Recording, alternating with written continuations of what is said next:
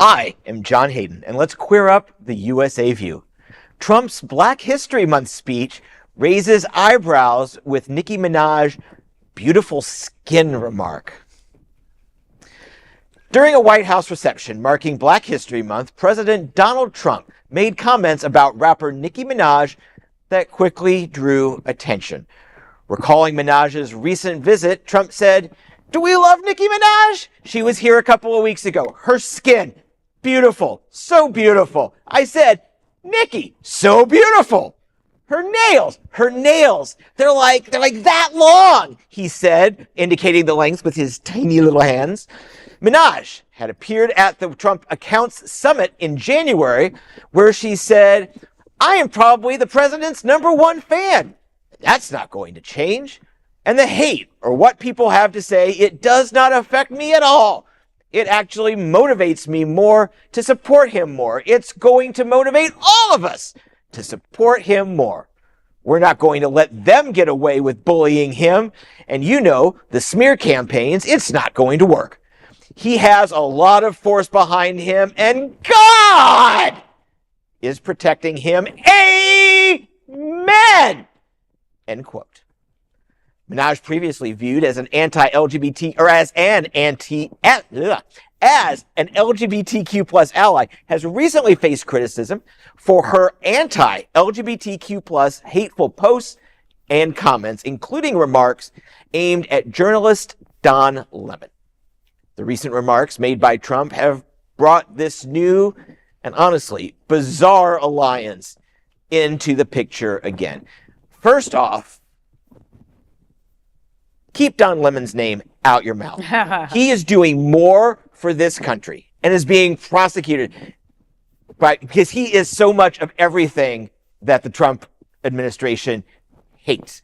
He's black, he's gay, he's a journalist, and they bust down his door at 4 or 5 o'clock in the morning for doing his job, for covering a story. So he is a hero. He is an American hero.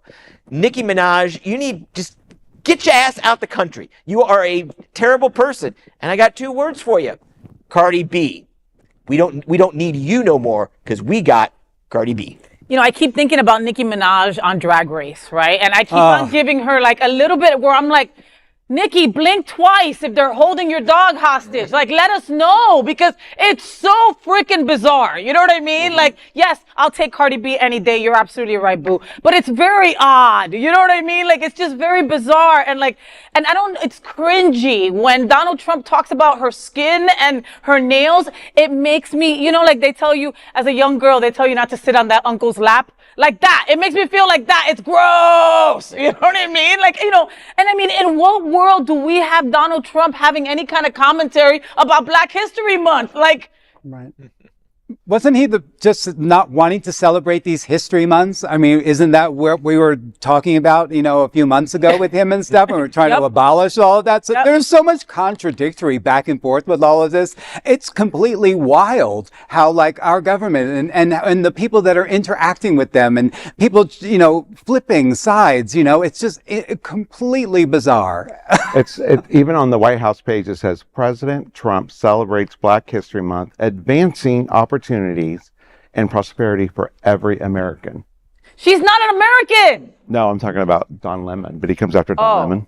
Yeah. Yeah. Well, I mean, we're Americans and I have a different point of view from one of my kids. You know, I'm mother to many, and they're like a Barb. They love Nicki Minaj to this day, and they're more concerned. So there is a demographic that is actually concerned about her. Like blink twice if you... She's having a total mental health crisis, like breakdown right in front of us. And there's so many...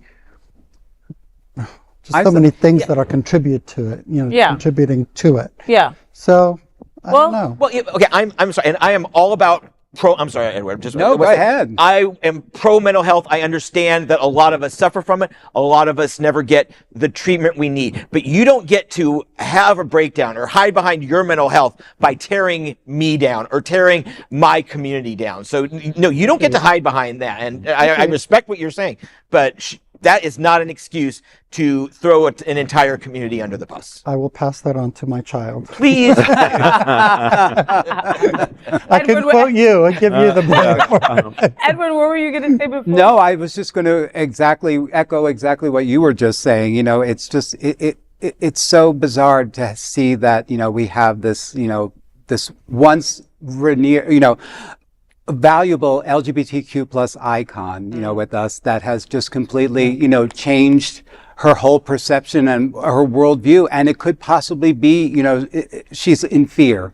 But that, yes, you're right. It should not, you know, you would think that our community and most of the world would have stood up to something like this if, God forbid, they did, you know, ask her to leave the country. You know what I mean? Yeah. I mean, what is it that's so, the fear? It's just, I also think about that too. I don't know. I mean, It's hard. Nicki Minaj, go to Gwen Stefani's bunker and go hide out. Yeah. All right? There is no other queer nonprofit media platform like this in the entire world. Support our LGBTQ stories by sharing them and subscribing to Queer News Tonight.